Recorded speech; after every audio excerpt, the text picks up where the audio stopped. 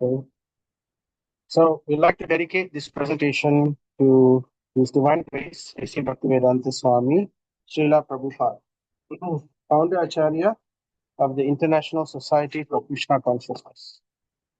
Om Ajnanatimirandasya Jnananjana Chalakaya Chakshurumilitam Yena Tasmai Sri Guruve Sri Chaitanya Manobishtam Stapitam Yena Bhutale Swayam Rupa Gadamayam Dadati Swapadam Pitam Vandeham Sri Guru Sri Yuta Padakamalam Sri Gurun Vaishnavamscha Sri Rutam Sagrajatam Sahagana Raghunathanditam Tam Sujivam Sadvaitam Savadutam Parijana Sahitam Krishna Chaitanya Devam Sri Radha Krishna Padan Sahagana Lalita Sri Vishakhanditam Sta He Krishna Karuna Sindhu Deenabandhu Jagatpate Gopesha Gopika Kanta Radha Kanta Namostute Jayatam Surato Pangor Mama Manda Matirgati Mat Sarvasvapadam Boja Radha Madana Mohana Vidyat Vrindaranyo Kalpadrumadaha Srimat Ratna Gado Simhasanausto Viman Radha Srila Govinda Devo Prashtali Bihi Sevyamano Smarami Sriman Rasarasaram Vamsidata Statastitaha Karshan Venu Sanargopir Gopinata Shriyasana Taptakanchana Gaurangi Radhe Vrindavaneshwari Vrishabhanu Sute Devi Pranamami Haripriye Jaya Sri Krishna Chaitanya Prabhu Nityananda Sri Advaita Gadadhara Srivasadi Gaura Bhakta Hare Krishna Krishna Krishna Hare Hare Hare Rama Rama Rama Hare Hare Namo Vishnupadaya Krishna Prasthaya Bhutale Srimate Bhaktivedanta Swami Niti Namane Namaste Saraswati Devi Gauravani Pracharine Nirvisesha Sunyavadi Paschatya Deshakare Narayanam Namaskrityam Naram Chaiva Narottamam Devim Saraswatim Vyasam Tato Jayam Udiraye Dharmo Projita Kaitavo Atra Paramo Nirmatsaranam Satam Shivadam Tapatrayon. This Bhagavata Purana is understandable by those devotees who are fully pure in heart. The highest truth is reality distinguished from illusion. For the welfare of all such truth uproots the threefold miseries. Srimad Bhagavate Mahamuni Krite Kim Va Parerishvaraha Sadhyo Hridi Avarudyate Atra Kritibihi Susrushristakshanat. As soon as one attentively and submissively hears the message of Bhagavatam, by this culture of knowledge, the Supreme Lord is established within his heart. Nigamanakalpatarugaritam phalam satamukaram cha janadhisamukam nivatadadgatam rasamalayam purapurasita bhuribhavaha नास्तप्रायेषु अभद्रेषु नित्यं भागवतसेवया भागवती भक्तिर्भवति नश्नुति इदं भागवतं नम पुराणं ब्रह्मसंहितम् उत्तमश्लोकचरितं चकार भगवान् ऋषिः निःश्रेयसाय लोकस्य धन्यं स्वस्त्ययनं महत्. This Srimad Bhagavatam is the literary incarnation of God, and it is compiled by Srila Vyasadeva, the incarnation of God. It is meant for the ultimate good of all people, and it is all successful, all blissful, and all perfect. O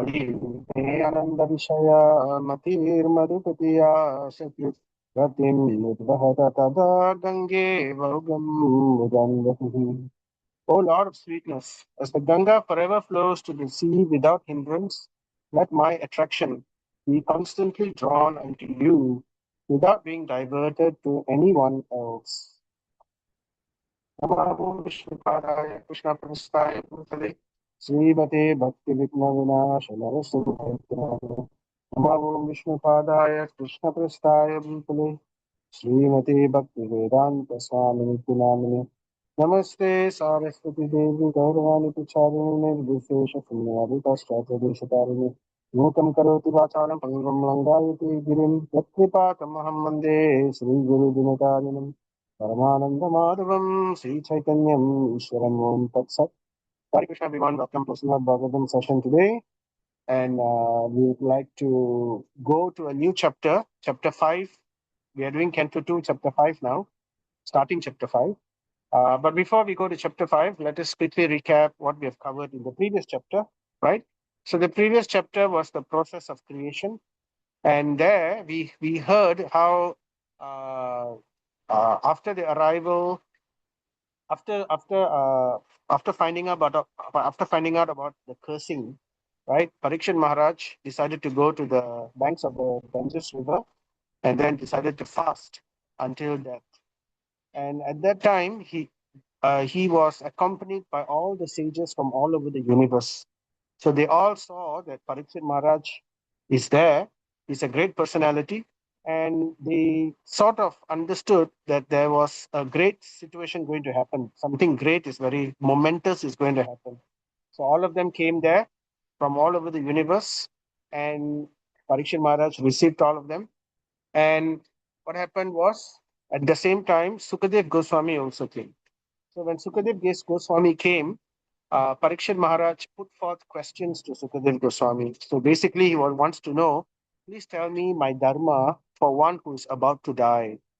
So therefore, and everybody could understand Parikshit Maharaj was very serious. He gave up his entire lordship and dominion over the world. And we all heard how the world was not just an ordinary situation, it was extremely opulent.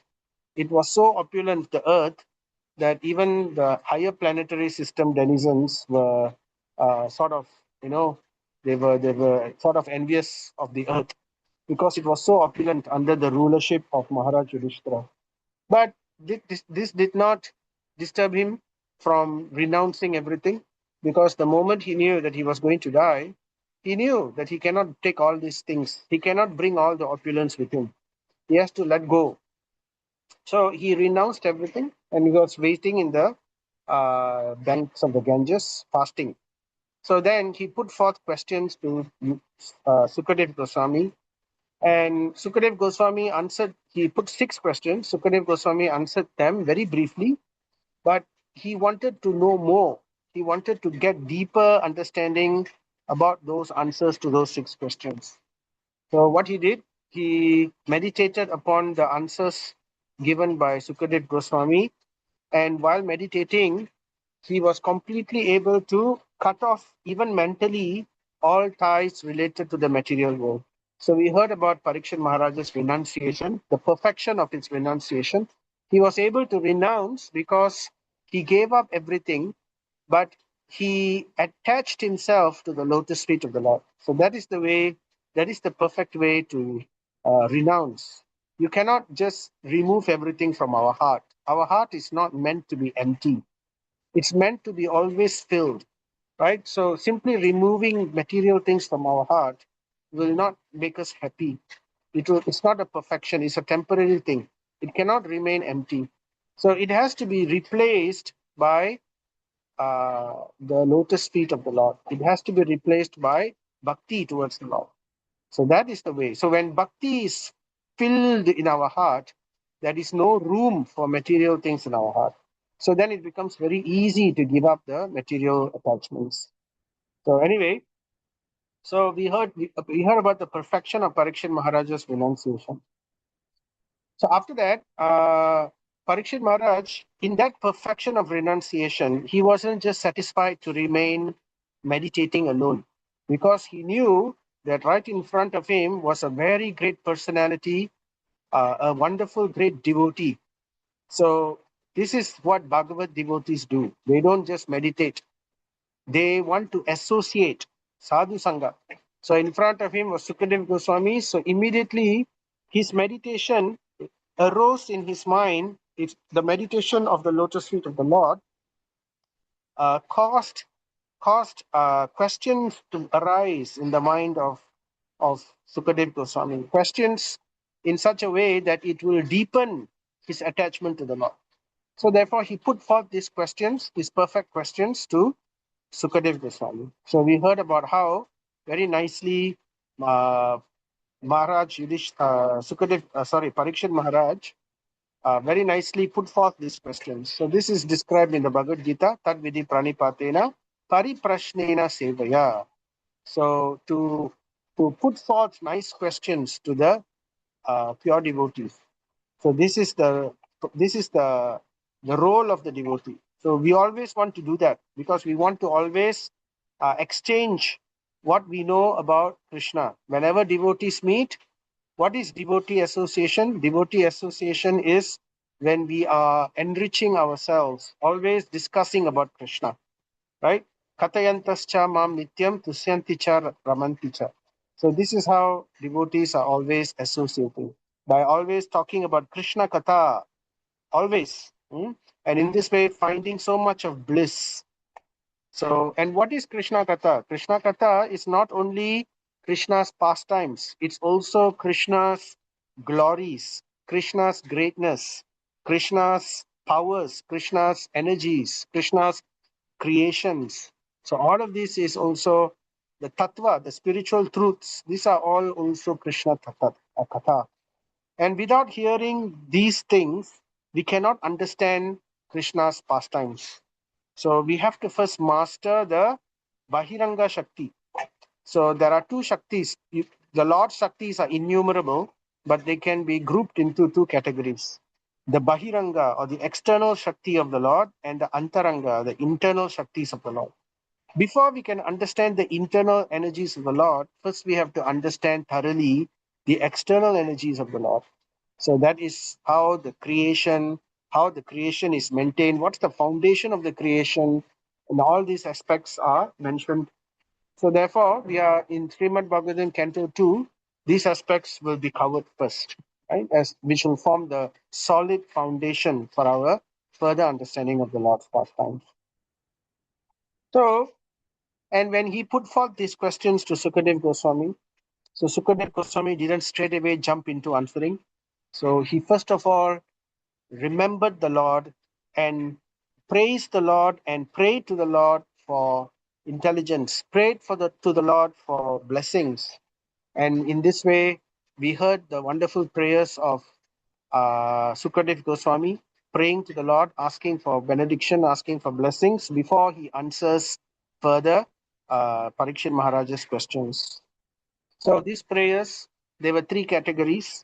So the first category is Nama Parasmai Purushaya. So he offers his respectful obeisances to the Lord. So Nama means offering obeisances to the Supreme. Parasmai means Supreme.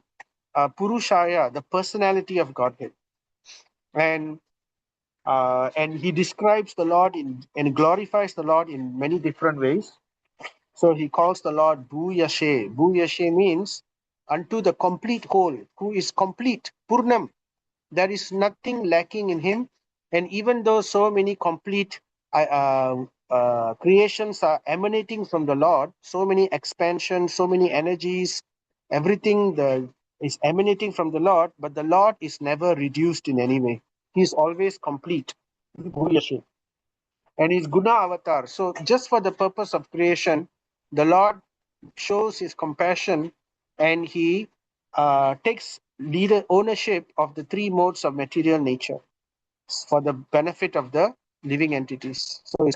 And then how the Lord further enters in as Paramatma into every atom and into the heart of all living entities. So he can be very close to the jivas. So this is the manifestation of the Lord's compassion and mercy. And Anupalaksha, he is inconceivable. How does he do all these things?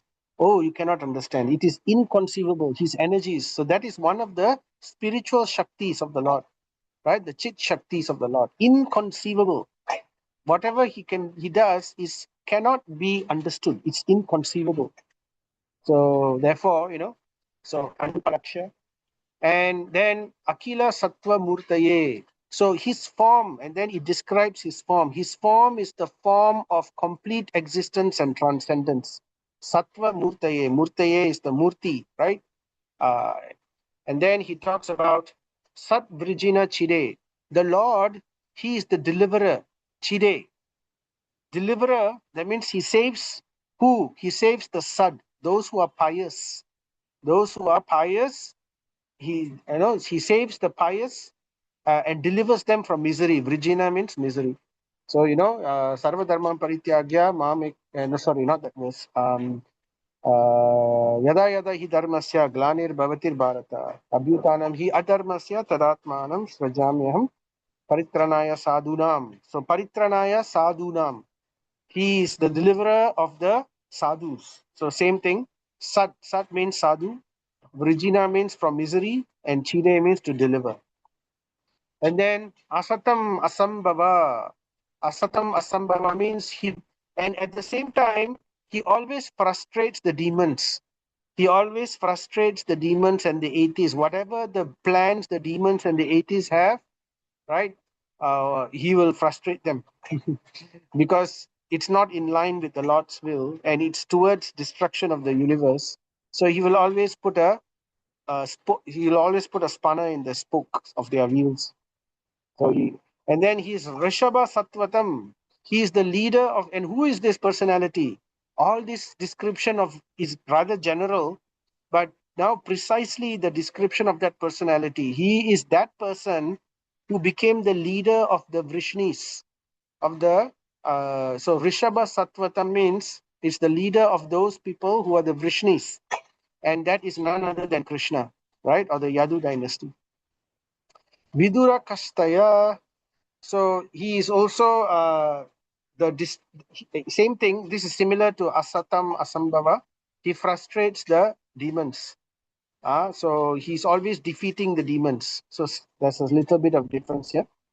Muhu Kuyoginam Nirashta. So Muhu Kuyoginam Nirashta means he's a problem for the non-devotees. So it's basically rather similar, but there's some subtle differences. But basically, we are just summarizing it. Unequaled opulence, and the Lord has Sahasra Lakshmis. His energies are unlimited. His opulence is unlimited. Right? No one can top him. He is the Purusha, the Param Purusha, the supreme enjoyer. Right? So therefore, Brahma prays in this way. Sahasra Lakshmi Satasambrama Sevyamanam. He is always surrounded by Sahasra Lakshmis, who are non-different than his energies. Sahasra, millions of them. So he's unequaled in opulence and greatness. And he is the enjoyer in the spiritual sky. When we say Purusha, where does he enjoy? He enjoys everywhere actually. Not only in the material world, he also enjoys in the spiritual sky also. So he is that person. So he's the foremost of all enjoyers. So that's the first category of prayers. And then the second category of prayers, the Lord, Sukadev Goswami continues, right? Now he says, I offer my obeisances again, Namo Namaha, to that person, Tasmai, who is Shubhadra Shravase, who brings opulence to everyone who simply hears about him. Simply hearing about this person brings wonderful, what do you call, Shubhadra. Shubhadra means auspiciousness. Shu means auspicious. Bhadra is auspicious. When you put a shu in front of Bhadra, that means super auspiciousness, extreme auspiciousness he brings to everyone who simply hears about him. So Shravase comes from the word Shravanam. So, and to that person, I offer Namo Namaha, again and again obeisances. So, and what is the result of this auspiciousness? Lokasya vidunoti kalmasham. That means all the miseries of this material creation is removed. People become free of sins. They become free of the effect of the sins. So we want to remove our sins. What's the best way? Simply to hear and chant, right, about the Lord. So how can we achieve all these things? The 9 processes of bhakti. But here, Sukadev Goswami summarizes them as Kirtanam, Yat Kirtanam, by chanting the holy names of the Lord. Yat Smaranam, by remembering the Lord. Yat Ikshanam, simply coming in front of the Lord. getting his darshan, coming in front of the deities of the Lord. Let the Lord see us, right? Yat vandanam, by offering wonderful prayers to the Lord. And yet Shravanam, all of this begins with Shravanam, right? By hearing about the glories of the Lord. And yet Arhanam means worship, offering worship, puja. So in this way, right, Parikshit Maharaj, Sukadev Goswami was offering his prayers, requesting the Lord's benediction and blessings. So the third prayer was requesting for benediction so that he can nicely speak. And he doesn't just offer his own opinion. So he remembers another situation where the same questions were asked and the answer was given by a higher authority.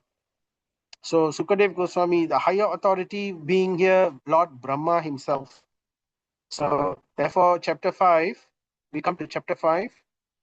This is titled The Cause of All Causes. So we are going to know about the cause, the ultimate cause, Sarva Karana Karanam, the cause of all causes.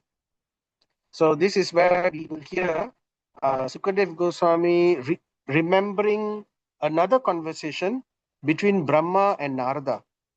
So and the same questions were asked, and he's now going to repeat those questions and the answers to those questions to Sukadev Goswami. So this is the way spiritual knowledge is always transmitted, right? We always cite our acharyas. We always refer to the sadhu, shastra, and guru. Always referring to these three, right? We triangulate all our information and our understanding with these three, right? So therefore, evam parampara praptam imam rajarishiyo vidu sa kalineha mahata yogo nasta parantapaha. So chapter 4, Bhagavad Gita, Krishna says, this knowledge is to be understood through disciplic succession coming from the parampara, right? Evam parampara praptam. So anyway, so we continue. So this is now chapter 5, verse 1.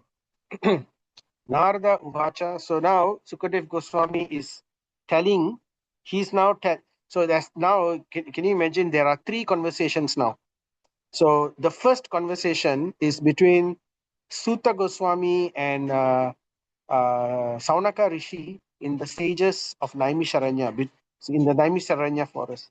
So Saunaka Rishi is telling the sages assembled there about the conversation that took place between Parikshit and Sukadev. But now Sukadev Goswami is now telling Parikshit a conversation that he heard between Brahma and Narada, that he knew about it. So therefore, a conversation between a conversation inside another conversation. Three layers of it.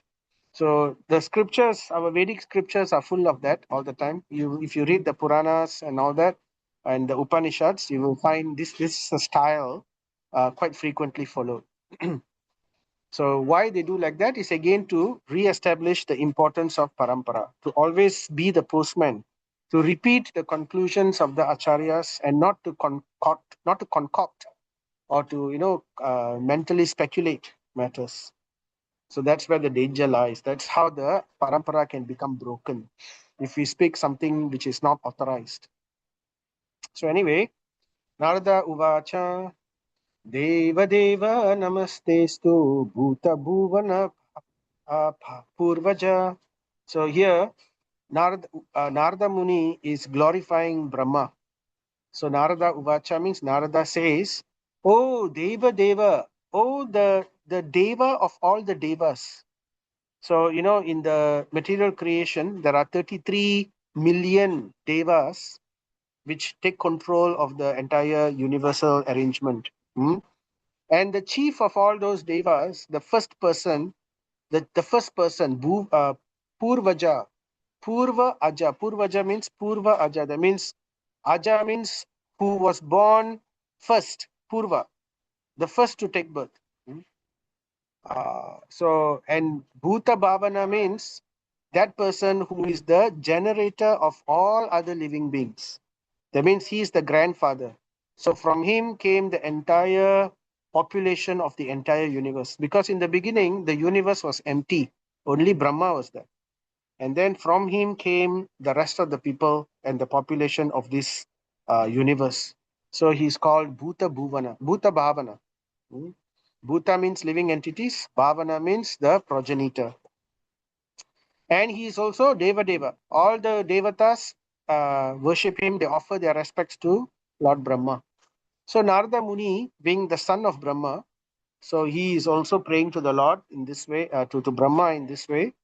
And then he's saying, please tell me that jnanam, that knowledge, right, which specifically directs one to Atma Tattva. Atma Tattva means transcendental knowledge. To bring one, please tell me that knowledge which specifically directs one towards realization of the absolute Atma Tattva. So then Lord Brahma will continue. Narada will continue. My dear father, please describe factually the symptoms of this manifest world. So, the same questions that Parikshit Maharaj asked Sukadev Goswami. So this is Narada Muni asking the same question, right? Please tell me the symptoms of this manifest world. What are the symptoms of this world, material creation? Hmm? What is its background? That means what is supporting all this? What is the background of this material world? How is this material world being supported? Adhisthanam. Sthanam means support. Adhisthanam. So how is it being supported? How is it created? Shrishtam. So this comes from the word Shrishti. Shrishti means to create. So how is it created? Shrishtam. And how is it conserved? Now creation is an easy thing. Anybody, not anybody, but it's easier to create something, but a lot more difficult to maintain something, isn't it? They will say easy to get married, but to maintain that marriage is a lot more difficult, isn't it? Easy to have children, but to maintain the child is a lot more difficult. Easy to build a house, but to maintain that house is a lot more difficult. So easy to build a temple also, but to maintain the temple is a different story altogether. And so, like this, how is it conserved? How is it maintained? Hmm? So then, and under whose control is all this being done?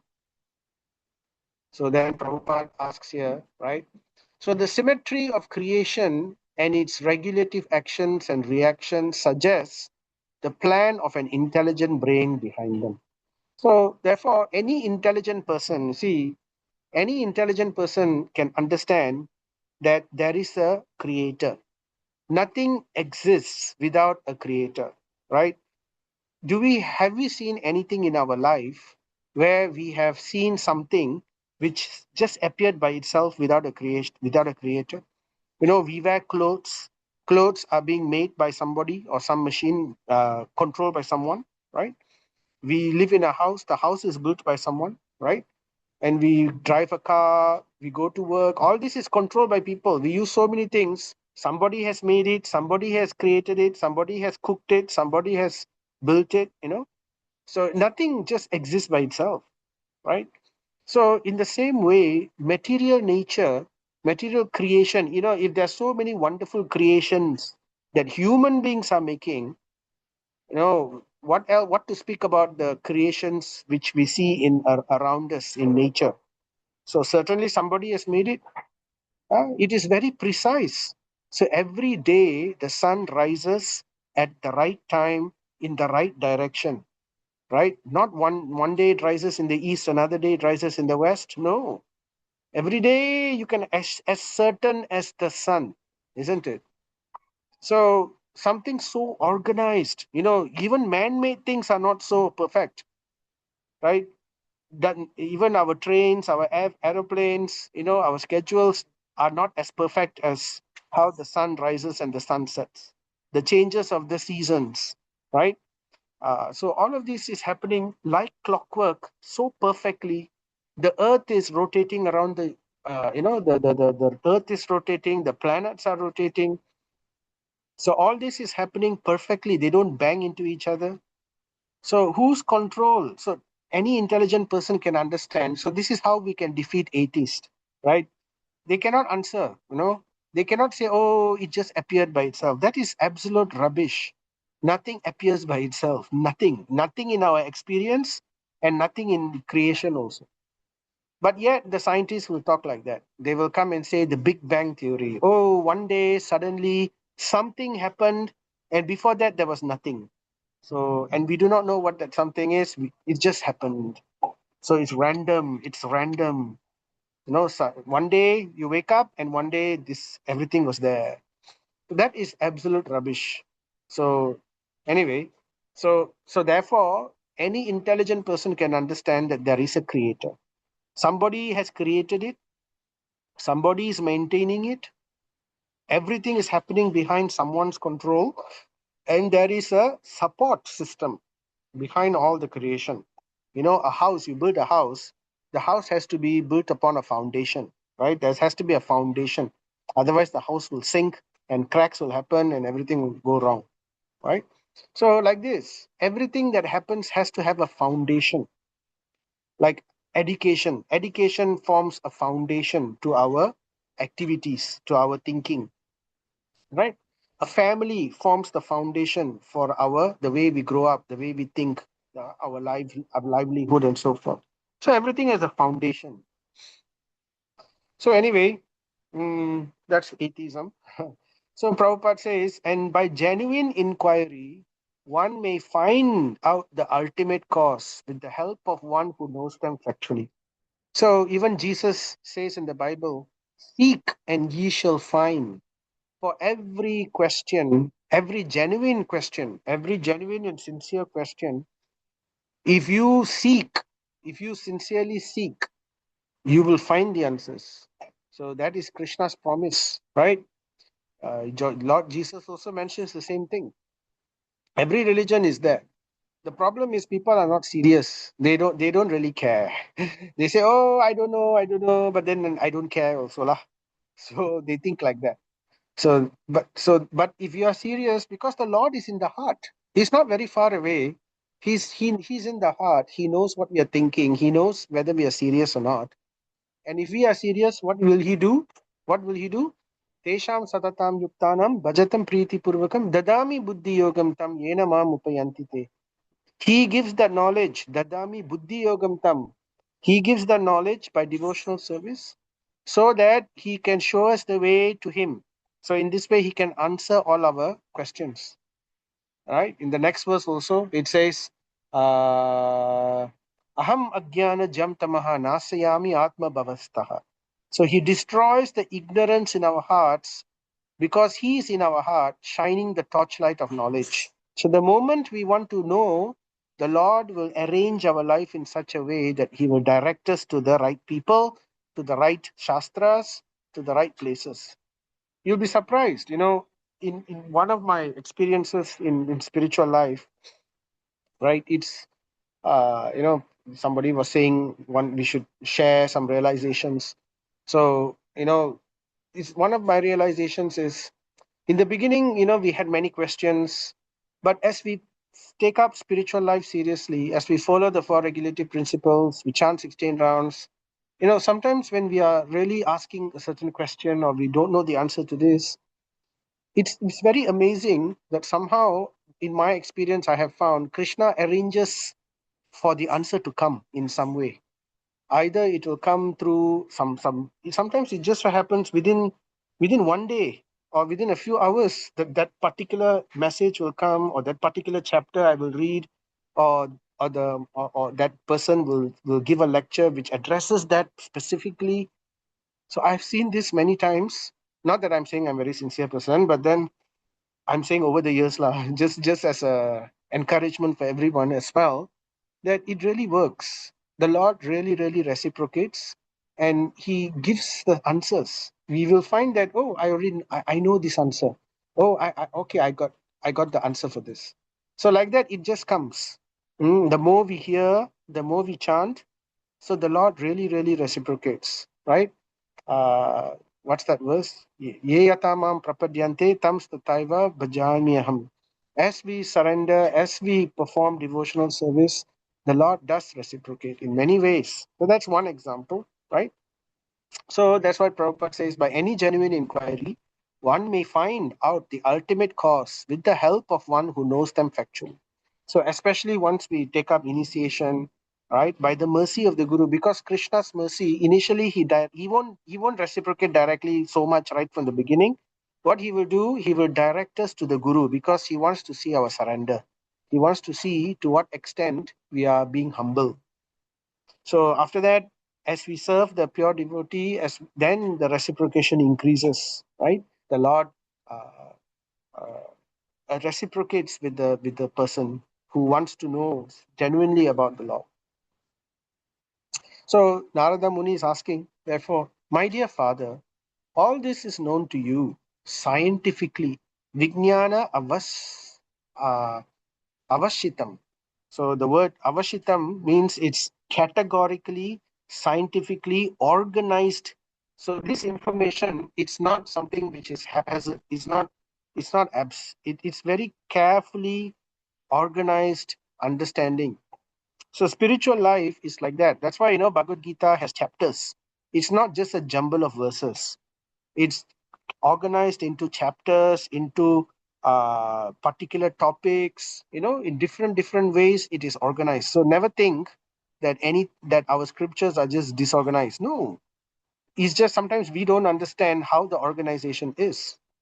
Like, for example, Srimad Bhagavatam, you will find suddenly this topic is brought out, suddenly that pastime is brought in. Like, how did we start?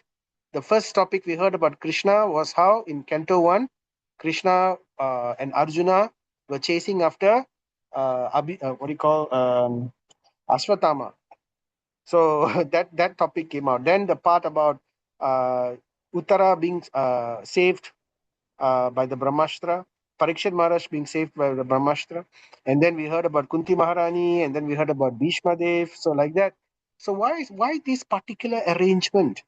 So in Srimad Bhagavatam, because Srimad Bhagavatam, the topics are arranged in such a way to ensure that at the end of Srimad Bhagavatam, we will get love of God, pure love of God.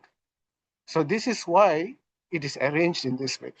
So if we faithfully follow Srimad Bhagavatam chapter by chapter, verse by verse, chapter by chapter, and finish this Srimad Bhagavatam, it is the guarantee of Srila Prabhupada and the guarantee of Srimad Bhagavatam itself that within the pages of Srimad Bhagavatam, we will see Krishna. We will begin to see Krishna, and at the end of it, we will develop love of God. So that's why it is scientific. So that we have to understand this, right? So, my dear father, all this is known to you. Lord Brahma, who's Lord Brahma? He's the head of our sampradaya, isn't it? We are Brahma Madhava Gaudiya Sampradaya, right? So our first person up there is Lord Brahma, right? Coming down, Brahma, Narada, Vyasa, right? So then he continues, and Lord Brahma is a very wonderful personality. So he's quite fit to be a spiritual master of the highest rank. He's not ordinary person, right?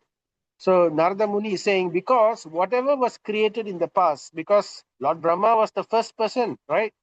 He was the what?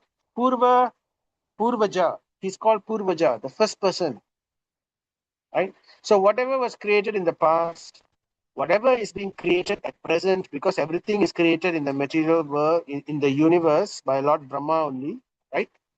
Or whatever will be created in the future also. So Lord Brahma, there are some people, there are some entities within this universe who have the power of seeing the future as well, the past, present, and future.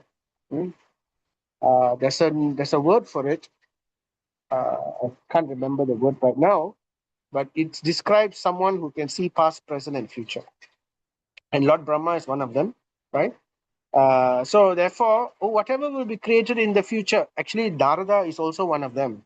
But here, Narada is taking this role. Later, we will hear why Narada is taking this role, right? So anyway, Narada is setting an example for us. He's showing us how to approach a higher personality, the Guru, and to how to ask questions, right? So whatever will be created in the future, right? As well as everything within the universe, because Lord Brahma created everything within this universe.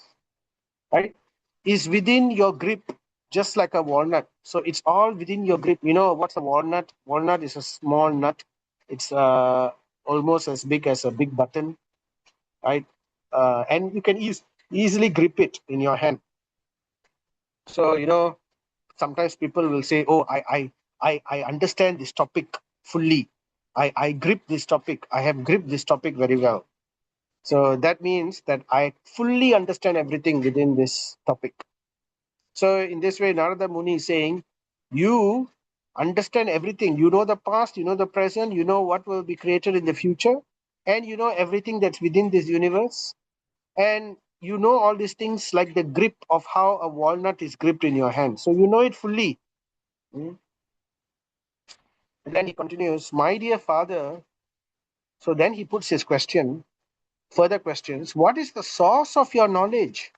So now he puts a more intelligent question. So initially, he's glorifying Lord Brahma as you are so great, you are so wonderful, you know everything. But more intelligent is to find out how is it you know everything. So therefore, and Narada Muni is saying, what is the source of your knowledge? How did you become so great? Hmm? Yat Vrijinaha, right? What is the source of your knowledge? Under whose protection, Yat Adara, are you standing? So Narada Muni is clearly understanding that Brahma is not the ultimate personality. There is someone beyond. Under whose protection are you standing? Under whose subordination, Yat Paraha, are you working? Hmm? And in what capacity, right? Yat Atmakaha, in what capacity do you create all entities with material elements? By your potency. So, how are you doing all these things? Where is the source of your knowledge? Where is the source of your power? Where is the source of your, who's ordering you? Who's giving you these orders, right? And in what capacity are you creating all these things? So, tell me in detail. Tell me about your potency. How do you create everything? And then he mentions further, right? Just as the spider very easily creates the network of its cobweb and manifests its power of creation without being defeated by others. When we see a cobweb, the spider is like Brahma, and this spider, he creates his universe. His universe is the cobweb. The entire stretch of his cobweb is the spider's universe. So wherever he goes, he has full control of that cobweb. He created it, right? So just like that, Lord Brahma is here equivalent like a spider. Just as a spider very easily creates the network of the cobweb, it manifests its power of creation. So in the same way, just like the spider, you have created so many things. Huh? It doesn't depend on others. The spider doesn't depend on other things or other people, right? Or other creatures. It by its own, within its own body, it creates its saliva, and the saliva it spins into various wonderful formations, structural formations like this. So Lord Brahma is also able to do this. So also you yourself, by employment of your own power, Swayam Atma Shaktim, your own. Swayam means your own. Atma Shaktim, self potency, right? Create without any other's help. So you're able to do this. So Prabhupada mentions another example other than the spider is like the sun. Mhm. So the self-sufficiency of the sun, it needs no help from any other planets or any other situation. And yet it is the sun which helps all other illuminating agents. So without the sun, we cannot see. Mhm. Without the sun, the moon, we cannot see the light of the moon. We cannot see the light of the stars. We cannot see the light of anything. All light in creation comes from the sun. So therefore, just like that, Lord Brahma is also given an example, like he's also like the sun. Mhm. And then Narada continues, whatever we can understand by the nomenclature, characteristics, and features of a particular thing, That means it's like, when we want to understand an object, we want to know about the characteristic of the object. Like, for example, we are given a piece of wood, right? What is the shape of the wood? What is whether it's rough, right? Whether we can see grains on it, what color, what's the texture, right? And and then nomenclature is like, what's the constituent of that wood, what is inside that wood. There are cells, there are different minerals, so this kind of thing. So all the features, so whatever we can understand. So how do we understand something about an object or about a creation? Right, by studying the characteristics, the nomenclature, and the feature of the particular thing. Right. So whatever we can understand of a particular thing, right? Of whether it is param means superior, or whether it is aparam, inferior, or whether it is samam, equal in stature, right? Or whether it is sat, that means eternal, or whether it is asat, that means it is temporary. So, whatever we can understand about creation, whether it is superior, inferior, equal, uh, eternal, or temporary, it's not created from any sources other than that of your lordship, thou so great. So Narada Muni is saying, everything I see within this material creation, right? Some of it is param, some of it is aparam, some of it is equal, some of it looks like it's eternal, right? Like your loka, like yourself, like it looks like Lord Brahma is there forever, right? It looks like it because Brahma Loka is the last Loka to be destroyed. Brahma lives for such a long period of time, 8.4, 3.4 something trillion human years is the lifetime of Lord Brahma, right? After that, he dies. So it looks like he lives forever. So in that sense, Narada Muni is saying eternal, right? In what looks like eternal in the material world. Is everything is created by you only, it looks like. Oh, you are such a great person. It looks like everything is coming from you, just like how the spider is creating everything. Although your good self is so powerful in the matter of creation, yet we are moved to wonder about the existence of someone more powerful than you. Why? Narada Muni is very intelligent. He's showing, right? This is how intelligent people think. There's always, so when we think of your great austerities in perfect discipline, so this is the point. This is the point, right? So when we see Lord Brahma's pictures or statue, right? Here is a statue in Thailand. The Indochina countries, they have this kind of statues of Lord Brahma in their temples.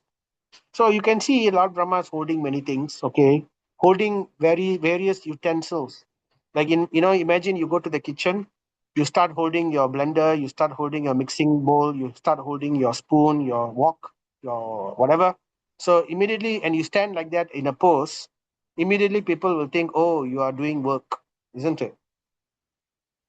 So, and every deva that we see, they are doing something. They are holding some weapon, something. So they are basically doing work.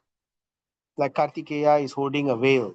So he's the general of the devatas. So his job is to ensure he defeats the demons. So that's his job. So like that, and then we see some deities will hold an earthen pot. An earthen pot, is to show that food is coming from there, or medicines like Dhanvantri is holding a pot of medicine. So like that, it shows people are holding something. So it shows that they are doing work. So that indicates that they are doing. Now, usually somebody is doing work. Who does the work? Work is done by people or the workers. Who doesn't do work? The one person that doesn't do any work is understood to be God. Because if God does work, then that is not God. Hmm? And same thing with austerities also. So you can see here Lord Brahma, what is he doing? You can see here he is chanting japa. He's holding japa beads. So he's chanting japa. Same thing we can see Lord Shiva also. Lord Shiva, what does Lord Shiva do? You see many of his pictures, many of his statues, he's meditating. Now, why should God meditate? Huh? So, meditating means you fix your mind upon something. It's an austerity, right? It's not easy to meditate. It's an austerity. You have to stick like that for a long period of time. So, that means there is something higher. So, Narada Muni is thinking in that way, very intelligent. So, therefore, although these personalities are very great personalities, they have great power, right? Lord Brahma is very great. But Narada Muni, seeing the austerity of Lord Brahma, that he performs such great austerities, always chanting, and he's performing all this work. So, when we think of your great austerities in perfect discipline, so we think that there must be someone greater than you. Otherwise, why are you doing all those things? So that's the logic. And this logic is based on scripture, based on Srimad Bhagavatam. So we can use this argument to establish one of the ways to establish how Krishna is God. What does Krishna do? Krishna doesn't hold anything. He is holding a flute, right? And he is dancing. So that's his enjoyment. So he doesn't do work, he doesn't do austerities. So that is God. So this is to be understood. So anyway, Prabhupada says, following in the footsteps of Sri Narada Muni, one should not blindly accept his spiritual master as God himself. So a spiritual master is duly respected on par with God, but a spiritual master claiming to be God himself should at once be rejected. This is important point, right? So we have to understand, like Brahma is the spiritual master of Narada Muni, but Brahma is so great. He's producing so much of power. He's doing so many wonderful, wondrous things. But Narada Muni doesn't doesn't say that he is God. So he says, I've noted you are very great, but there was somebody greater than you. So that's the understanding. My dear father, you are Swanya, you are Sarvajna. That means one who knows everything. Nya means knowledge, Sarva means everything. One who knows everything. And you are Sakala Ishvara. You are the controller of everything also in this material creation. Yeah, all the devatas are controllers at different levels, right? We have Ishvara, right? We have Maha Ishvara. So Lord Brahma is Sakala Ishvara. You know, the devatas are Ishvaras. They're controllers. Like Lord Indra he's a controller of all the devatas. And higher than him is Lord Brahma, who is Sakala Ishvara. He controls everything within this material creation. But there is Maha Ishvara, a greater personality than Brahma, who is Lord Shiva, right? And even greatest is Param Ishvara, the supreme, supreme Ishvara, controller. And that is Parameshvara. Parameshvara is who? Is Krishna. Sorry.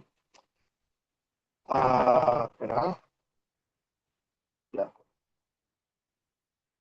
So you are Sarvajna and Sakala Ishvara. Therefore, may all that I have inquired from you be kindly instructed to me. So this is establishing questions to the higher authority. So this is another example of a guru. So guru should understand the conclusion of the scriptures, and he should be able to bring the understanding of the parampara to the disciple. So that is, and he understands. So he understands all the conclusion of the scriptures. So that is also guru. He may not know every detail, right? But he understands the conclusion of the scriptures. So, but amongst gurus also, there are different levels of gurus. So there is the Uttama Adhikari Guru, who understands fully, right? And there is the Madhyam Guru, who understands to a large extent, to some extent, right? And there's the Kanishta Guru, who doesn't understand much, but at least he's telling the right things. So that is in that to be understood. Therefore, may all that I have inquired from you be kindly instructed to me. So Narada Muni, he is asking, no, the highest being in the universe directly for these answers. so that I may be able to understand it as your student. So then Lord Brahma replies to Narada Muni, Brahmo Vacha, my dear boy Narada. Narada is his son, right? Being Karunika to all, including me, that means Karunika means merciful, being very compassionate. Sorry, Karunika means compassionate. Being very compassionate to all, including me, you have asked all these questions just to be compassionate to all living entities and to also myself. Why Brahma is saying this, although Brahma is the father? So, of course, because the nature of these questions are transcendental. So later Prabhupada will mention, I will explain that in a while. So you have asked all these questions because I have been inspired to see into the matter of Bhagavad Virya. So Bhagavad Virya means the prowess, Virya means the prowess of the Bhagavat. Bhagavat means the Supreme Lord. So you have asked all these questions because I have been inspired. So in my heart, I have been inspired, and you also are asking me the same type of questions which have inspired my heart. So this is how Paramatma works. So somebody has a desire, and another person is also having the same desire, and the Lord, being Paramatma within the heart of both these people, he connects them together. So both of these are satisfied. Hmm? So therefore, you have asked these questions because I have been inspired to see into the matter of Bhagavad Virya. So why is this compassionate? So Prabhupada says, uh, why? Because anyone who speaks Krishna Katha or even hears Krishna Katha, he benefits everything. He benefits the speaker, he benefits the listener, he benefits all living entities who is able to receive the transcendental vibration of the sound, right? So therefore, that's very important. That's why Prabhupada, he always says, even if you don't understand what you are hearing, even if you cannot, even if it's a different language, right? Therefore, the power of the vibration of the sound of transcendental topics, even if you don't understand, still has its purifying power. What to speak of when you understand? Then the power becomes amplified, right? But even if you don't understand, it has a purification power. So that's why in those days, even in some families, the older generation, they like to put, various hymns, mantras, or chanting of the names of the Lord, right? Uh, just in the background. So this is, in many pious households in the past, people used to play, I don't know, my family, my mother's family, we used to put these songs. I grew up that way. I heard many of these songs being played. And my mother herself will start singing different songs from, of various. So I won't understand what this means. They use very high Tamil or, Sanskrit sometimes, but still the purification of the vibration is very, very potent. So we always tell, let the children hear. Sometimes children hear all kinds of nonsense. Mary had a little lamb, 3 bags full. What benefit that's going to do for the child? Better they hear scriptural songs. Baba Black Sheep, three. What's that going to do? How is that going to help the child? Of course, for English purpose, okay, fine. It's a fun way to learn English. But sometimes they put this kind of songs even when the child is a baby. So they have a toy where you pull the string and then the motor will turn and then the sound will come and it helps the child to sleep. So this kind of toys where they will play the, Mary Had a Little Lamb or Twinkle Twinkle Little Stars. And then, so that is, yeah, but it may help in a material way, but it doesn't really give maximum benefit. So it's always nice to put background music for the growing children, even if they don't understand, right? So anyway, Prabhupada says, it is usual for the devotees to become very enthusiastic whenever they are questioned concerning the Almighty Personality of Godhead. That is the sign of a pure devotee. So pure devotee is always very eager to speak. It's very difficult to make the devotee stop speaking sometimes when the topic is about the Lord or the devotees. So, but in material world, it's usually the other way around. Uh, when you talk about politics, when you talk about sports or movies or gossip or whatever, we will have many many things to say. But the moment when devotees come sometimes and we say, let's talk about Krishna or let's ask questions, then suddenly everything is silent. We don't know what to say. We don't know what to ask. We don't know. So that is our disease. We all have this disease in different grades. So we have to purify. We have to purify. That's why we have to chant. The more we chant, the more we perform devotional service, the more our anarthas fall away. Then the flower within our heart will blossom. The bhakti flower within our heart will blossom. And we will want to know more and more and more and more. And we always want to hear and hear about the glories of the Lord. So actually, there are so many things to know. The depths of the detail in every topic of the Lord is so deep. And it just goes on and on and on. One can just go on, right? So that's why, Tesham Satatam Yuktanam Bhajatam Priti Purvakam. Devotees of the Lord are always chanting the glories of the Lord, always, eternally. Hmm? And so the more we develop these symptoms in our heart, the more we can understand that the Lord is pleased with us and He is helping us to relish bhakti. So that is what ultimately the sign is, the sign of a pure devotee. What Raman Tusyanti cha Raman, what's that verse? Satatam Matchita mat katap no Satatam kirtayanto mam yatantas, sorry, not that one. Matchita madgata prana bodayantas parasparam katayantas cha mam nityam tusyanti cha ramanti cha. So tusyanti cha, they become very satisfied, very very satisfied, and ramanti cha, become blissful simply by katayantas cha nityam, by always discussing and discoursing. It's not just hearing only, it is discoursing, Q&A. It's discoursing about Krishna eternally, always, always thinking also. Hmm? Such discourses on the transcendental activities of the Lord purify the atmosphere. That's why compassionate. That's why Brahma says, Narada, you are being very compassionate by asking these questions.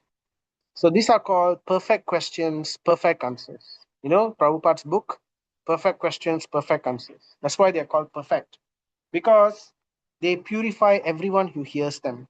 It purifies everyone who speaks them, and he purifies everything. The vibration, wherever it touches, it purifies. Such discourses on the transcendental activities of the Lord purify the atmosphere in which such discussions are held. That's why in Hindu society, we have satsang. Satsang means we have programs. That's the best purification. It is the best purification, actually. So, when we have samskaras, when we do any auspicious activities, right? The best thing to do is to always hear and chant, always to incorporate this hearing and chanting. And of course, prasadam, right? No activity is complete without prasadam. But prasadam by itself, without hearing and chanting, is not as effective. So if we are doing prasadam distribution, try to ensure that there is some hearing and chanting also. So then it becomes powerful.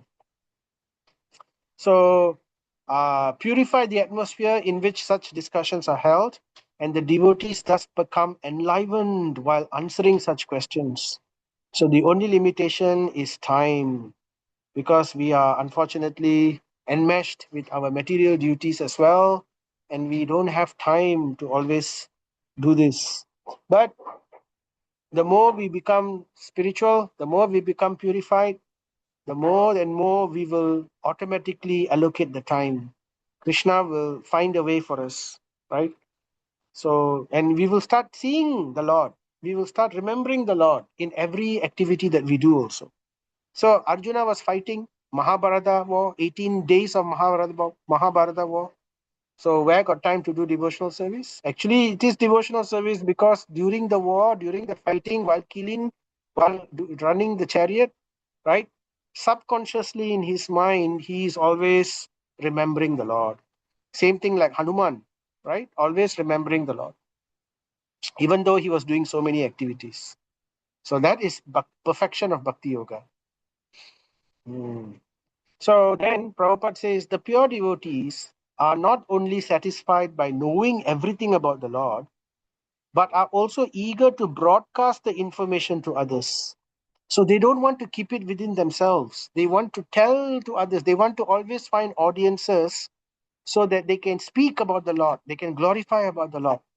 So, if Prabhupada says, even if you don't find any audience, sometimes you can just speak to the walls, right? So we don't need audiences. We don't need, so of course, if there is an audience, it's nice because it enthuses the person more, right? So therefore, we should try to sit in people's classes and hear from them. So it enthuses them, it enthuses us also.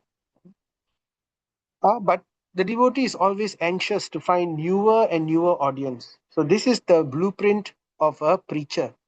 So a preacher always wants to spread the message of the Lord to newer and newer people.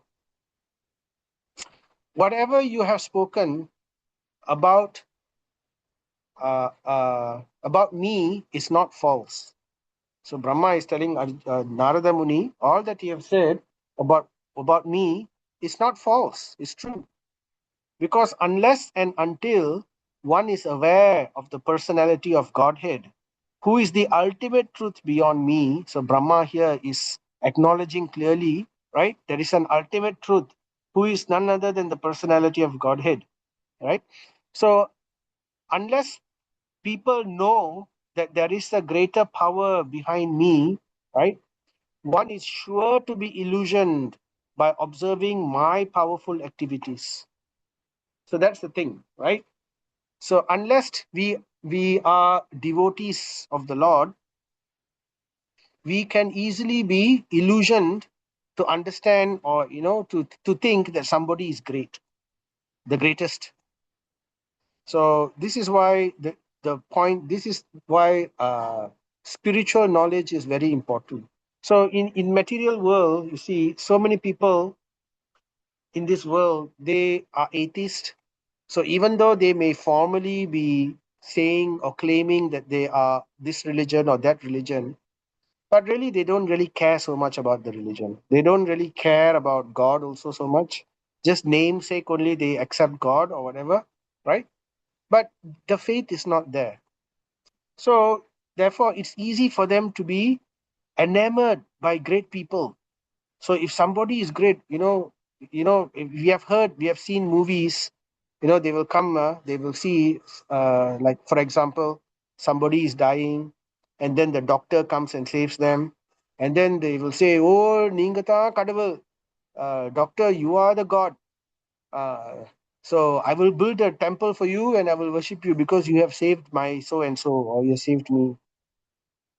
So yeah, we should be grateful, but that doesn't mean we say they are God.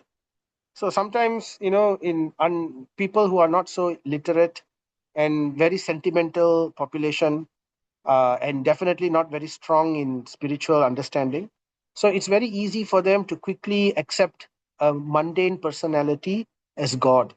Oh, you are God. You are like, you are this, you are that, and that, right? Because they don't understand tattva. So it's natural also sometimes, because when they see, another example is when they see a personality who's able to perform some magic tricks.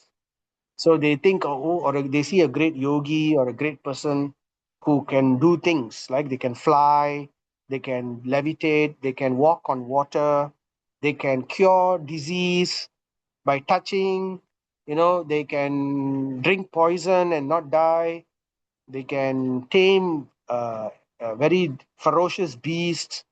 They can do all kinds of things lah. So people who do this kind of thing or produce money from their hand. So and when they see this, they will accept. Oh, you are God, And then when 10 people say this to that person also will start thinking, all right, yes, I think I am God. So he starts to see the advantage of it, and then he starts creating his own religion, and then it becomes this Baba, that Baba, and then this society, because they will start claiming they are God. So simply because people are enamored by the powers they see. So that's the problem. So therefore, they have to be intelligent. They cannot be sentimental. Religion is not sentimentalism, right? Uh, Prabhupada likes to say, he has this nice catchy phrase. He says, religion without philosophy is merely sentimentalism, and philosophy without God is simply mental speculation. So if you have philosophy, but there is no God in the philosophy, it doesn't point to a supreme personality of Godhead, then it is simply mental speculation. You are just creating your own ideas, that's it. But at the same time, if it's religion, but without philosophy, without tattva, without understanding, without clear established banks of knowledge, right? Then it tends to become sentimentalism. It just goes into sentimental. People become very sentimental about many things, right? And when you are sentimental, there's a very big danger because they can easily be led astray by various things. When situation becomes unfavorable, then the sentimentalism quickly turns into resentment. So that's the danger. So therefore, tattva grounds one very clearly in spirituality. So one who is rich in tattva, right, will not be led astray very easily. The only problem with tattva is one can become very proud. So that's why in Srimad Bhagavatam, in the first verse, the invocation verse, we say, what's that verse? Nasta prayeshu abhadreshu nityam bhagavate sevaya bhagavate uttamasloke bhaktir bhavati raishnashtaki. By simply hearing Bhagavatam and serving the pure devotee, all that is troublesome to the heart is almost completely destroyed. So the word there is used, almost completely destroyed. Why almost? Because there is pride also. We become very proud when we are very knowledgeable. So we have to understand, we have to always remember that this knowledge is simply by the grace of Guru and Krishna. And if we cultivate true knowledge, actually the result of knowledge is actually humility, if that is correctly practiced. So true knowledge must be shown in humility, in the person's behavior. If the person's behavior is odious, is very repulsive, although he has lots of knowledge, but very crude in the behavior, in the speech, very harsh, not humble, then we can understand that using that Krishna has stolen their knowledge. Maya Pahartyanam. That person becomes known as Maya Pahartyanam because they have allowed pride to creep in. It has the knowledge has become fermented and turned into intoxicant. Rice is very good, rice is very nice, but milk is also very nice, honey is also very nice. All these are very wonderful things. Sugarcane is also very nice, but all these things can be fermented, and when they are fermented they become liquor, right? So in the same way, knowledge is also very nice, transcendental knowledge. But if pride is allowed to creep in, then it will turn that knowledge into liquor. It'll corrupt that person. Maya Paritanyana, the knowledge is stolen by illusion. So anyway, but still, right? So one has to cultivate both knowledge and humility. It has to come hand in hand. One has to understand everything with with great humility. That we are not the doer, right? Bhagavad Gita warns, Krishna warns, right? He says, Prakriti kriyamanani gunai karmani sarvasaha ahankara vimudatma kartaham iti manyate. Ahankara vimudatma. By ego, he thinks he is the doer. And in this way, ahankara vimudatma kartaham iti manyate. He thinks he is the person because he's bewildered by his ego. And also in chapter 18, Krishna tells Arjuna, after telling everything towards the end, He says, if you don't listen to me, all that I am telling you, and instead you allow your ahankara, your ego, to climb, right, and you follow your ego's dictation, then you will be lost. So he is saying that at the end, after giving Bhagavad Gita knowledge, he is warning Arjuna about ego. So he's telling, be careful, right? This knowledge is not to be misused. So one is sure to be illusion. So therefore, anyway, but that's just the warning against knowledge. But the point is, tattva is necessary, right? Otherwise, religion becomes sentimentalism. So with tattva, then one will not become bewildered. So one is sure to be illusioned by observing my powerful activities. So it's a danger. So Prabhupada says, right? He gives the example of the frog in a well. So, uh, you know, a frog in a well, who was born in a well, grew up in a well, and never left the well. Mm. So imagine there's another frog that comes from outside and drops into the well. So they make friends. So this frog has traveled in many places, and then he tells this frog, "Hey frog, you have a small amount of water here, but you know I came from somewhere where there was something so large. It's called the ocean." So now this frog over here, the one on the right, this is the frog that has been living in the well all his life. So his atmosphere and his boundary is nothing but the well. And he cannot imagine anything beyond that. His imagination, imagine somebody who's never seen the ocean, never heard about the ocean. Suddenly they're telling about the ocean. Do you think that he will have the imagination to understand what the ocean is all about? He cannot even imagine the size of that ocean. So he will think, oh, is it this slight? Is it a certain length? Is it a certain breadth? So no, it's not. He cannot conceive it. He cannot conceive it in his mind.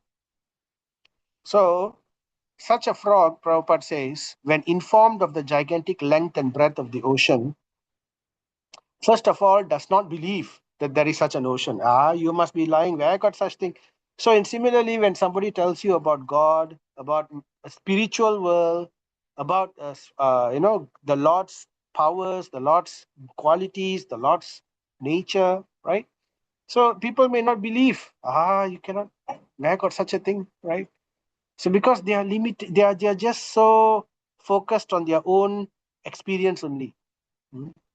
And if someone assures him that factually there is such a thing, the frog then begins to measure it by imagination by means of pumping its belly as far as possible. So even if somebody convinces this other frog that there is an ocean, right? But he cannot imagine what this ocean is all about. So just like devotees also, we cannot conceive, we cannot begin to conceive the greatness of Krishna because we do not know about the spiritual world. We only know through the scripture. Only someone who has been in the spiritual world who can come down and reveal the knowledge to us. Otherwise, how will we know living in the well, right? So that's why the Lord sends Sri Guru. That's why the Lord comes himself. That's why the Lord sends scripture, right? So that we can understand about the nature of the spiritual world. So what happens when this frog, he tries to measure the ocean by pumping air into his belly? So the frogs, their throat becomes larger and larger and larger when they pump air inside. So with the result that the tiny abdomen of the frog bursts and the poor frog dies without any experience of the actual ocean. So this is the nature of the scientist. So Prabhupada likes to say this is the atheist, the atheistic scientist, right? The material atheistic scientists also want to challenge the inconceivable potency of the Lord by measuring him with their frog-like brains and their scientific achievements, but at the end, they simply die unsuccessfully like the frog. So sometimes, right, what happens? A materially powerful man is accepted as God or an incarnation of God. So this, when a scientist or a person who's a great person is sometimes accepted as God or an incarnation of God, right? So Prabhupada says this is the danger. Such a material assessment may be gradually extended, and the attempt may reach to the highest limit of even Brahma also. So in this way, we see so much of worship going on. This is called idolatry. This is real idolatry. Where do we see idolatry? Where do we see this kind of worship? We see how young children, they worship their pop stars, they worship their film stars, right? They worship who else do they worship nowadays? I mean, during my time, it was pop stars and film stars. Every day, talk about them only, put their photos everywhere, and then always chanting their names, listening to their songs or watching their films, speaking about them, writing about them, talking about them. So in sometimes even like if in India, India is known to have the largest film industry in the world. Not Hollywood, huh? I was surprised to hear also. It's India because they have more number of films than anywhere else in the world. Hollywood, their production and everything is different. But in India, so many films are being produced every day, in so many languages, Kannada, Malayalam, Tamil, Hindi, and so forth, right? So, and there's so much of film culture within the Indian community nowadays. Like sometimes you see this, people watch this Sun TV or this what. There's always some game show or quiz show. What do they ask in those game shows and the quiz shows? They will ask only about film stars and music, film music. 95% of the time, or maybe even 99% of the time, it is always about these things only.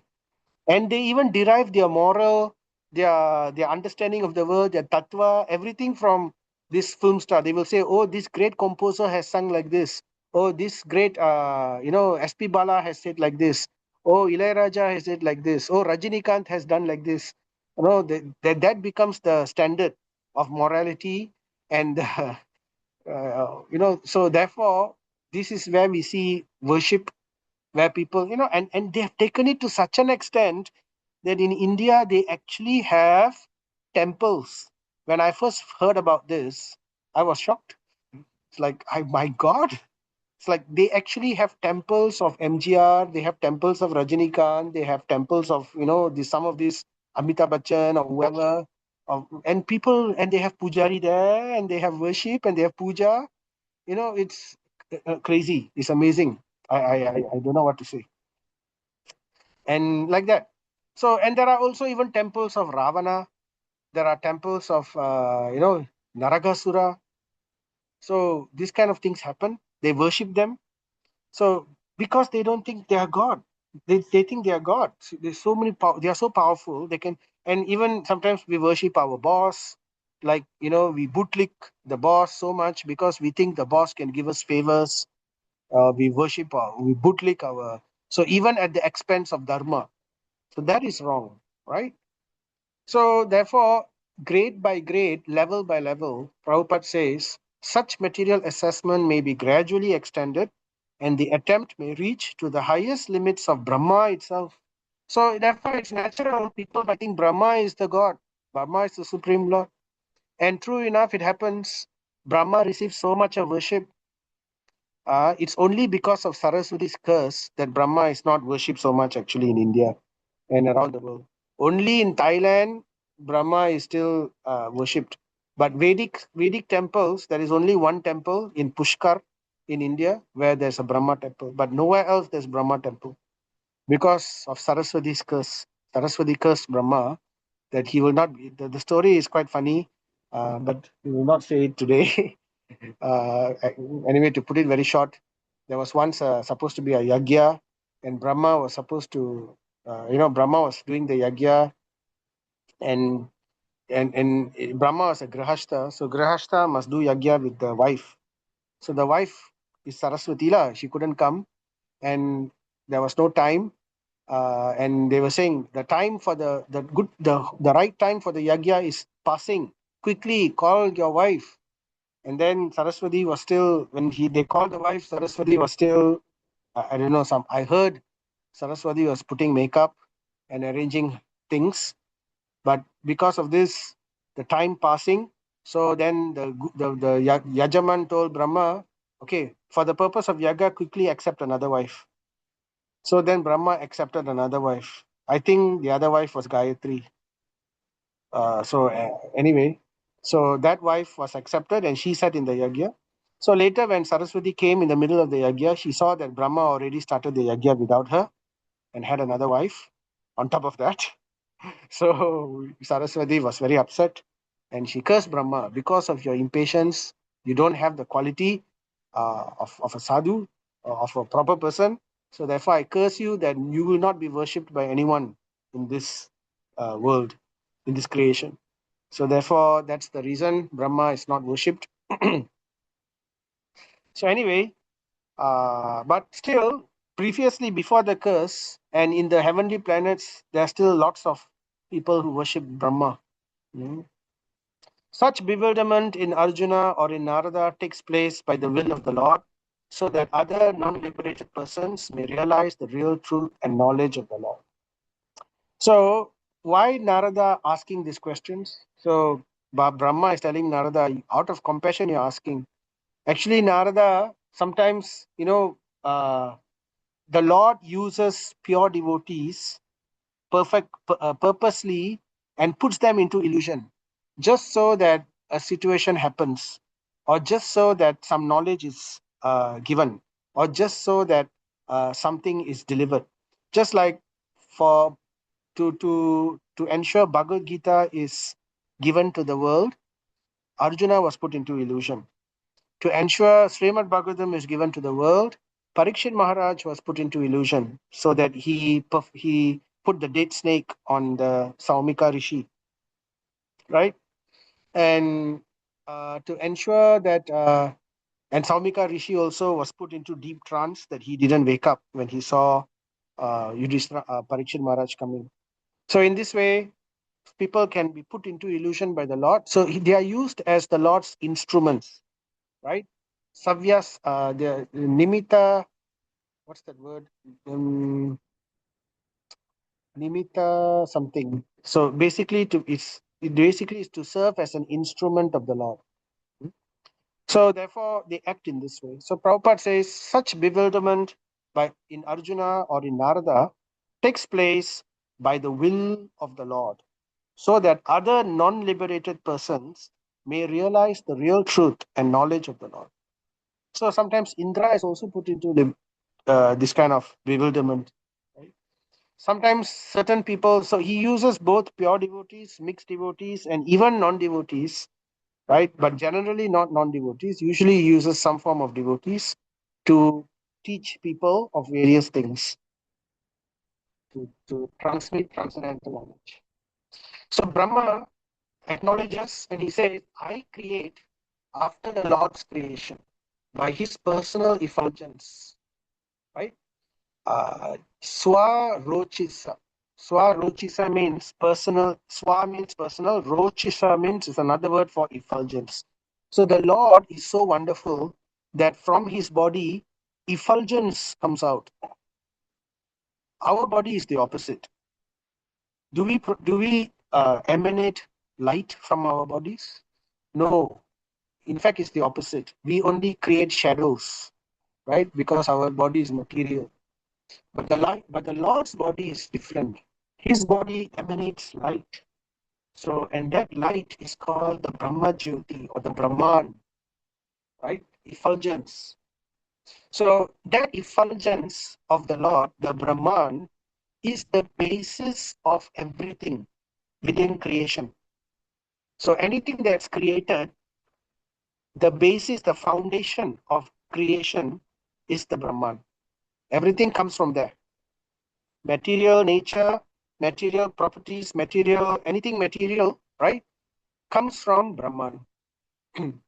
So later this will be explained. So therefore, in Chandogya Upanishad, there is this verse.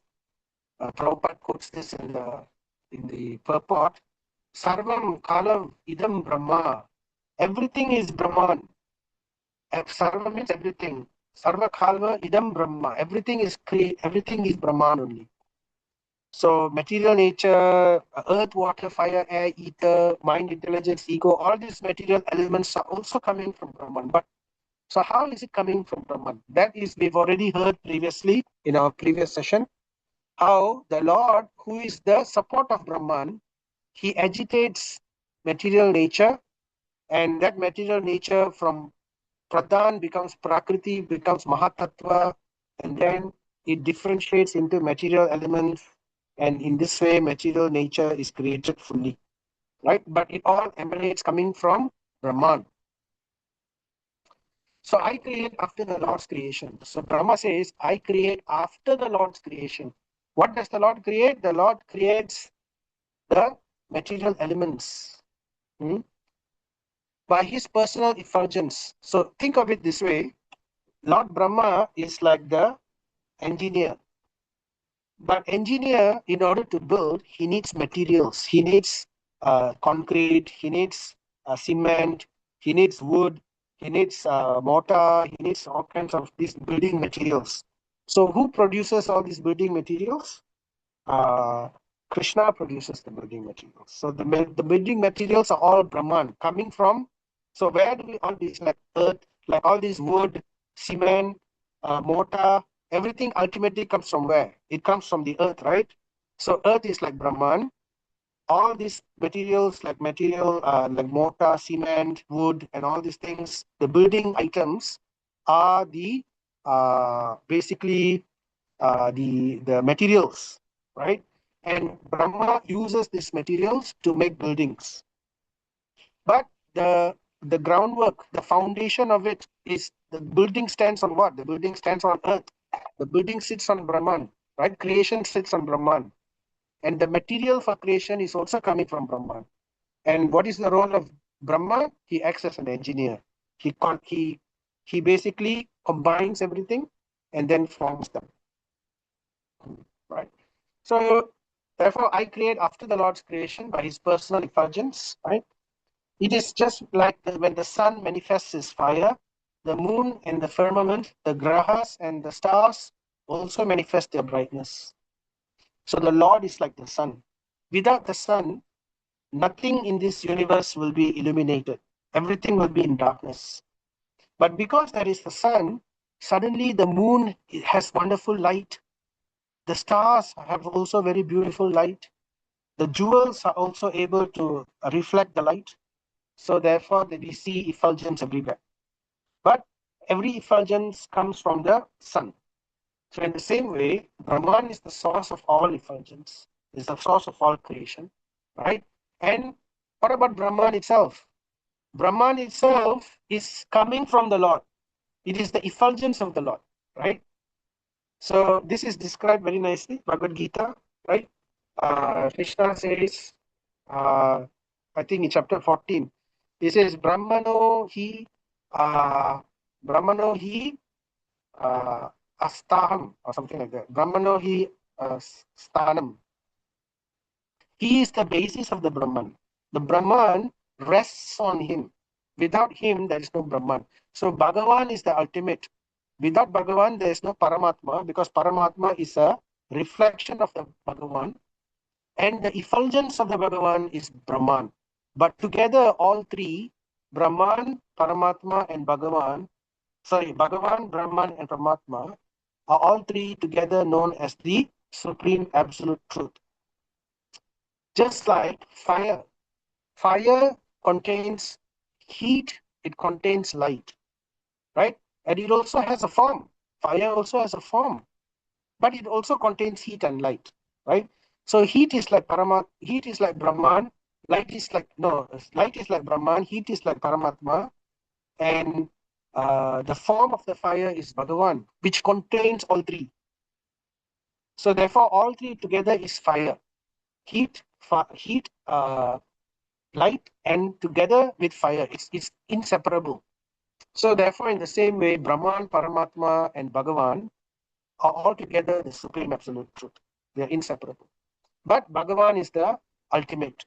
Just like fire, without fire, there's no heat. Without fire, there's no light. You cannot have light without fire. You cannot have heat without fire. So, but in fire, there is heat and light. right? So in Bhagavan, there is Brahman and Paramatma. And then Brahma makes this nice prayer.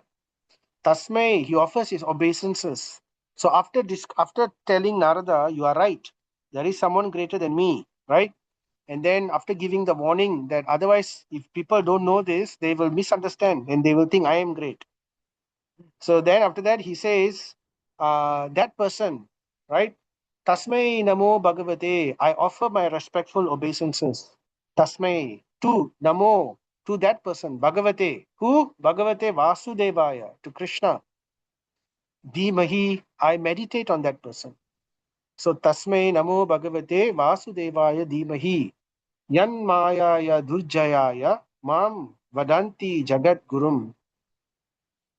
So I offer my respectful obeisances to the Supreme Personality of Godhead, Krishna, whose invincible potency influences the less intelligent to call me the Supreme Master.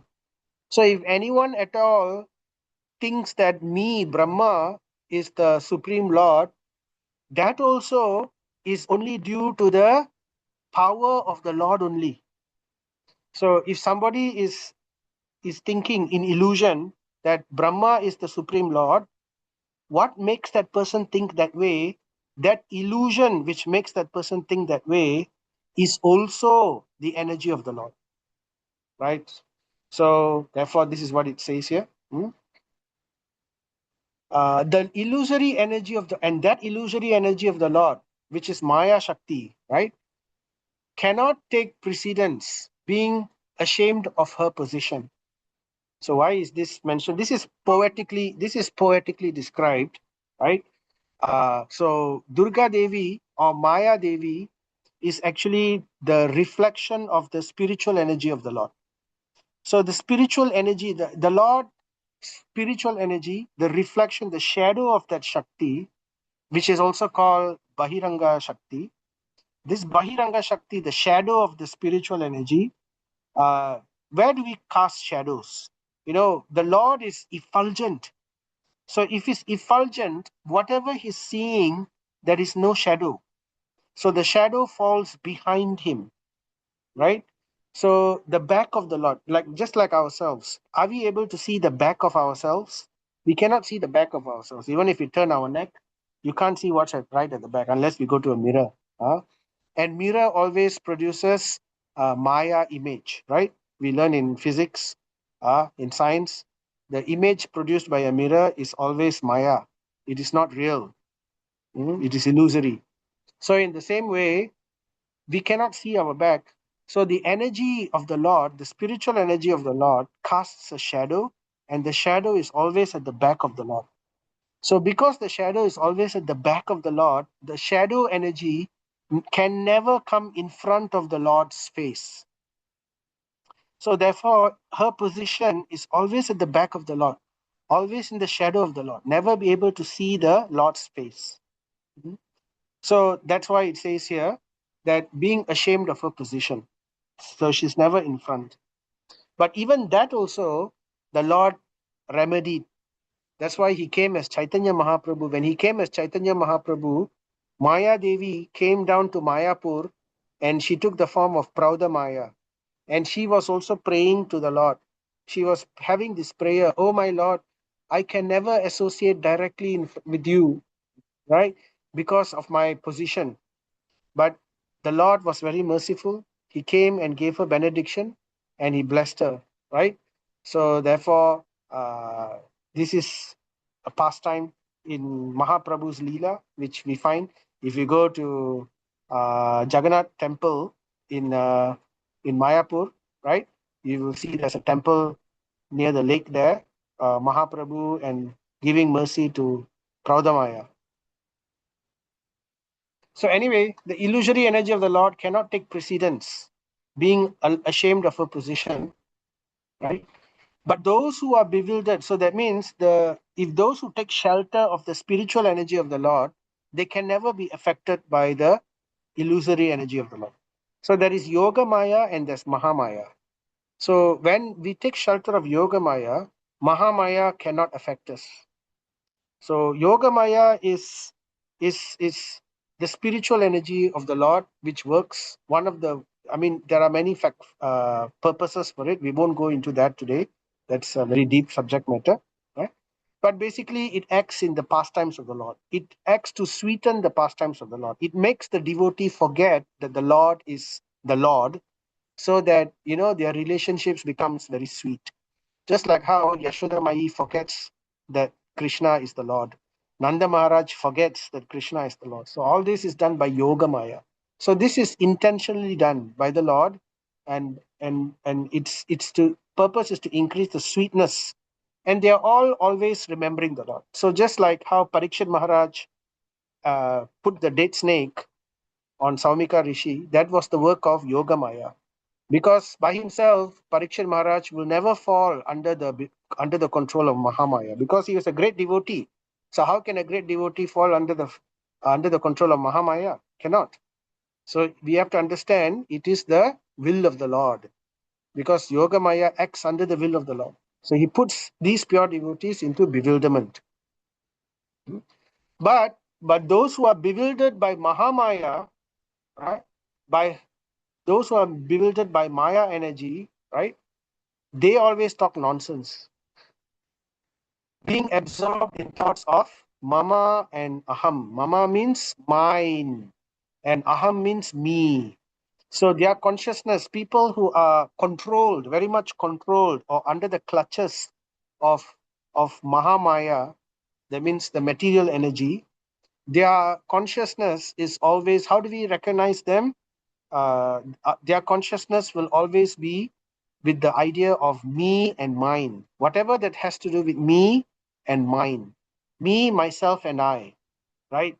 So whether it is directly me or mine, my family, my society, my relatives, my job, my people, my society, my species, my world. So this kind of extended ego. So this is the bewilderment. This is how Mahamaya puts them in bewilderment. So Prabhupada says, first great nonsense talk is, it is I, it is mine. We have to first understand that nothing is mine, right? Just like how we are. That's why, to remind us, Krishna shows us how we are born. How are we born? We are born. Are we born with the latest Kanjipuram sari or pattu? No, we are born naked, right? With all our glories open to the public, covered with filth, and crying our heart out, and not even crying sometimes, gasping for air in trauma. Krishna reminds us, hey, look la, how you all came.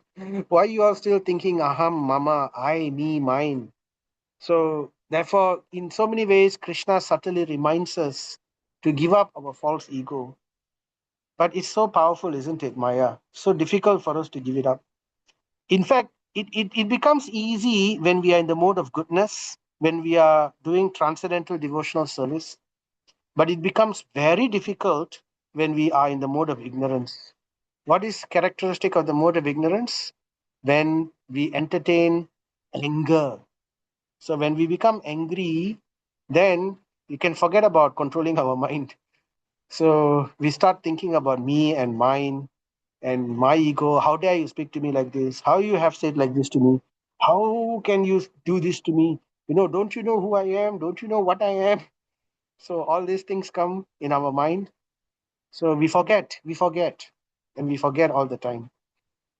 So, right? So therefore we have to remain humble.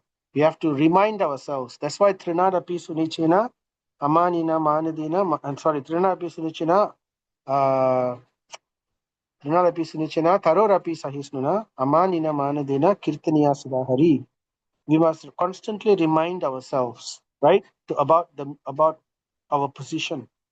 If we want to chant the Hare Krishna Mahamantra, we must become humble. Not just humble, humbler than a blade of grass. Not only that, we must be more tolerant than a tree. Not only that,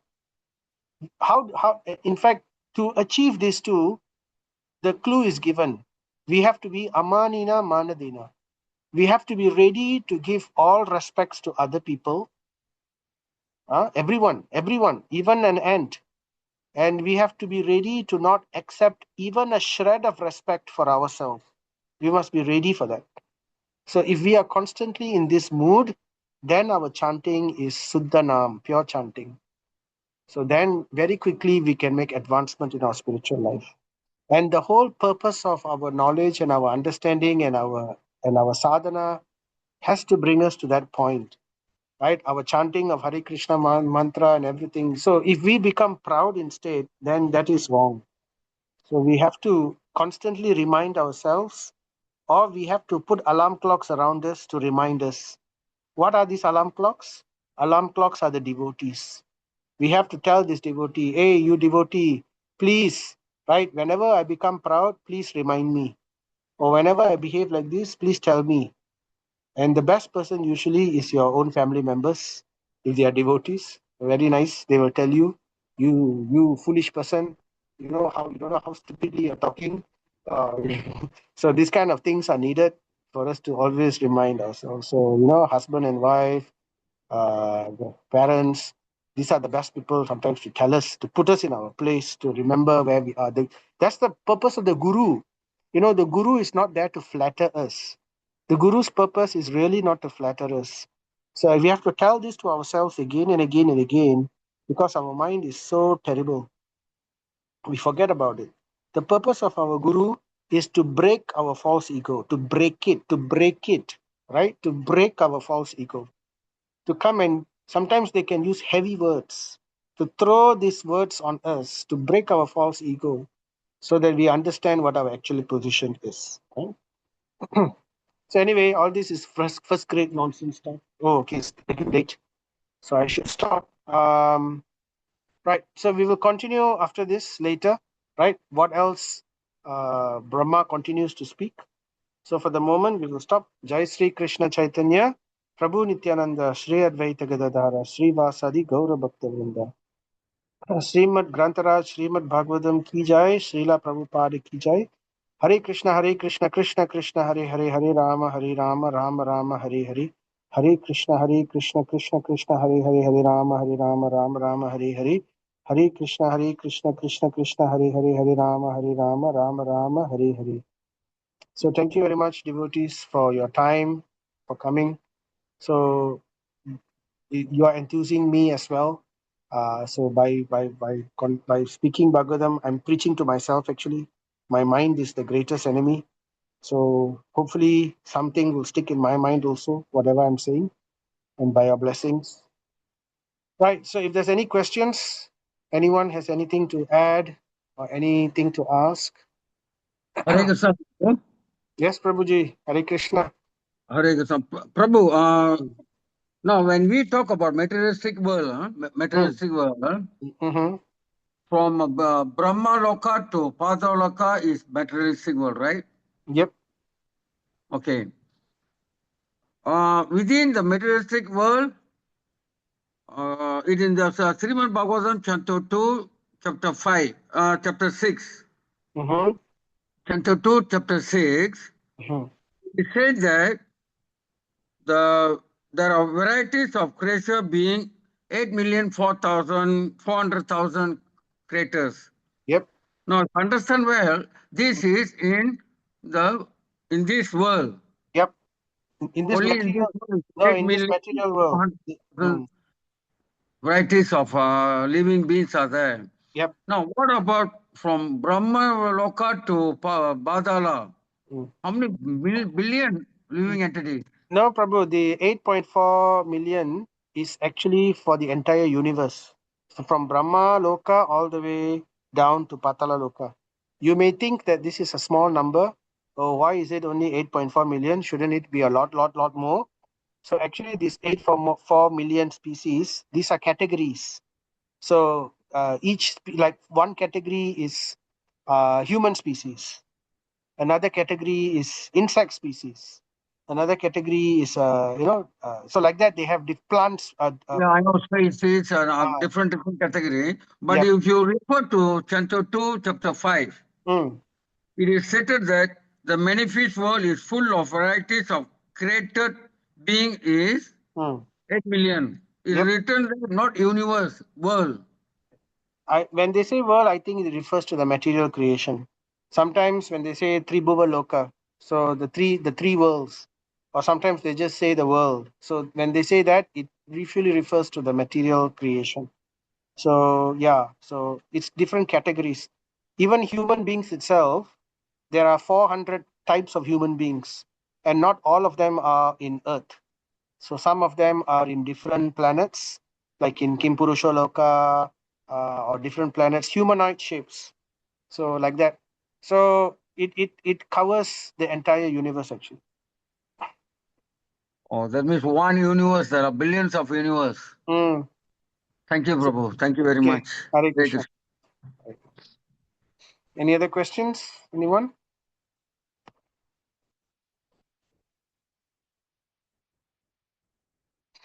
Right. So if no questions, then as usual, feel free to chat with me, send me a WhatsApp message or a voice message or anything. Happy to answer. Right. And yeah, so we will see you again in 2 weeks' time. I'll put the recording once I get it done. Thank you very much. Vanchakalpatarubhyascha, kripa sindhubhyaya vacha, patitanam pavanebhyo, vaishnavebhyo, namo namaha. Thank you very much, Prabhu. Thank you, Prabhu. Hare Krishna, Prabhu. Hare Krishna. Thank you, Prabhu.